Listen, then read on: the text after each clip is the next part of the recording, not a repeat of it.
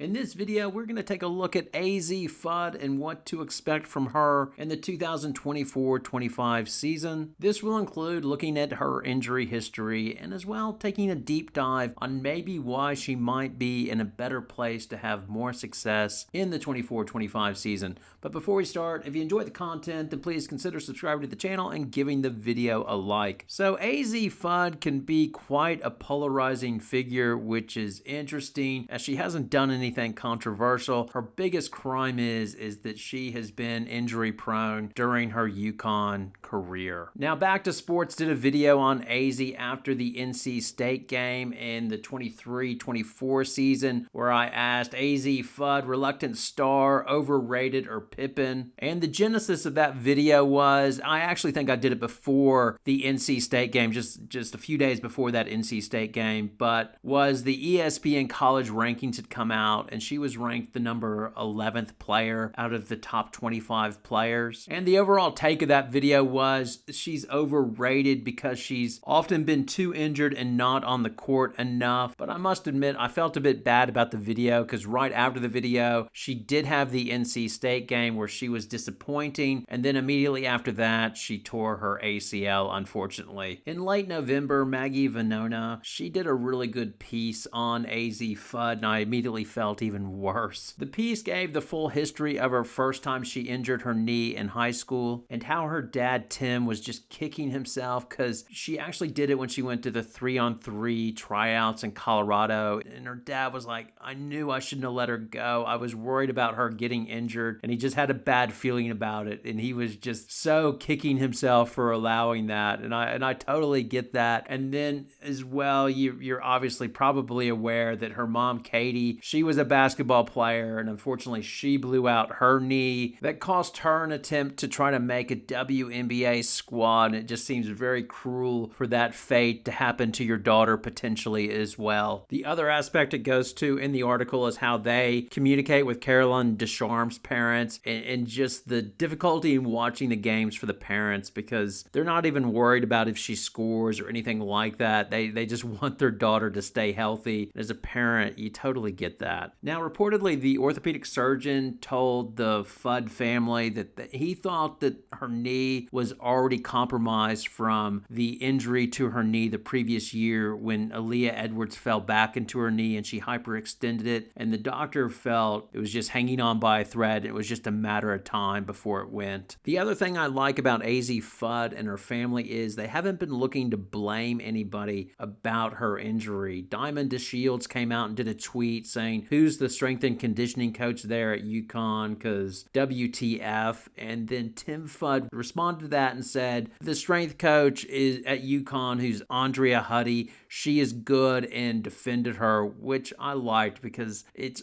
so easy to throw out a fall guy on something like this and blame something when something bad happens, but it's nobody's fault, including Azzi Fudd. This happens at times, and I think some want to say, she's injury prone and she's doomed and her career is done. But I tend to be more optimistic and say, well, the two knee injuries, they've been caused essentially by contact. So the one in high school where she fell awkwardly because she was bumped, that was a contact injury. And then the recent one, you could say that Aaliyah Edwards fell into her knee because she got pushed backwards by a player fighting through a pick, and then that compromised her knee. The other thing that Azzi Fudd has going for her is the age that she lives in, because the ACL injury and repair is standard fare now. So other players have had multiple ACL injuries. Brittany Sykes, she went to Syracuse. She had multiple ACL injuries, made a recovery, was able to have a WNBA career, and is still playing without any issues. So in my opinion, in women's basketball, the ACL injury is a lot like the elbow injury to a baseball pitcher. It's so common, and when it happens, you don't blink twice. Baseball pitcher for my team has elbow pain. He's going to see Frank Jobe or whoever the surgeon is now that does them all, and he's going to be out for 9 months and then come back and have the Tommy John surgery, and within about a year they will be back to themselves. And obviously that is the hope for Azzi Fudd. She can look at her best friend, Paige Bueckers, and see how Bueckers recovered last year from her ACL surgery. Overall, she just got physically stronger, and as the season went along, she got stronger and stronger. The timeline for Fudd to return to basketball, like fully cleared like Bueckers was, is unclear. Like in high school, she took 9 months to recover. For Paige Bueckers, they gave her 12 months before they cleared her for basketball activities. UConn had more time because obviously Bueckers did her injury in the offseason, so at 12 months, the UConn basketball season hadn't started yet. Now, UConn obviously won't put a timeline on when she's going to return. I suspect it'll be the full 12 months and that she'll come back in December and gradually build her minutes, as they're just going to be super careful with her. But I have no hard evidence on how they're going to run this as well. It'll be interesting how they build her throughout the season. If they're going to limit her minutes like all season to around 20 to 25 minutes, and is the goal just to get her through this season injury-free, or are they going to try to ramp her up, and finally we get to see the dream of Paige Bueckers and AZ Fudd starring together in the backcourt and leading UConn to a championship. And I think it's talk like that that potentially ramps up. The potential haters of AZ Fudd are the ones that say she's overrated, stop talking about it, it's not going to happen, because she has not done anything yet. I saw this article talking about the 5 best guard duos in 2024-25, and that one had UConn number 1 with AZ Fudd and Paige Bueckers. Now, to be honest, this article didn't hold a lot of value in it because they did not have South Carolina in their top 5 guard duos.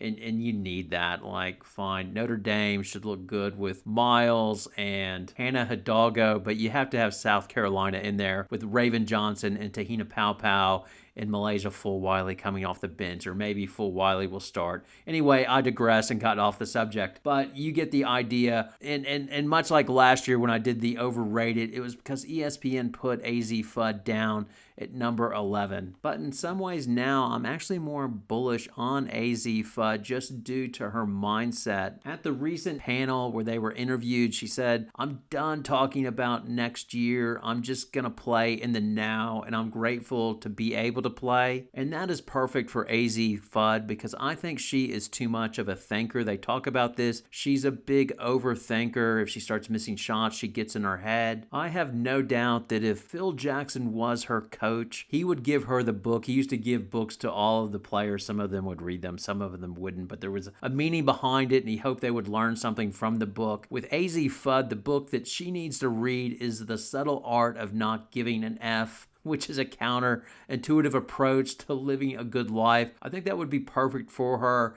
And the overall emphasis of the book is we all strive to be perfect and try to be what the world thinks we should be. And you go much better in life if you don't worry about all that. And my feeling is that AZ Fudd, potentially through this injury, almost as a benefit, is at that point where she's just going to play and not give an F and do the best she can, which is perfect for her. And when AZ Fudd is on, in theory, she should be the perfect sidekick for Paige Bueckers. If you look at her shot chart from her freshman year and combine that with Paige Bueckers and her shot chart from last year, if those two could play well and be healthy together, there's just no stopping them. So I do understand, even though I just ripped on the article, I do understand why they've put them as the number 1 duo if they can stay healthy. To be determined. I am hoping for it. I am rooting for good health and to see what their ultimate potential is. Anyway, your comments, your feedback, it's all welcome. Thanks a lot for watching. Have a great night.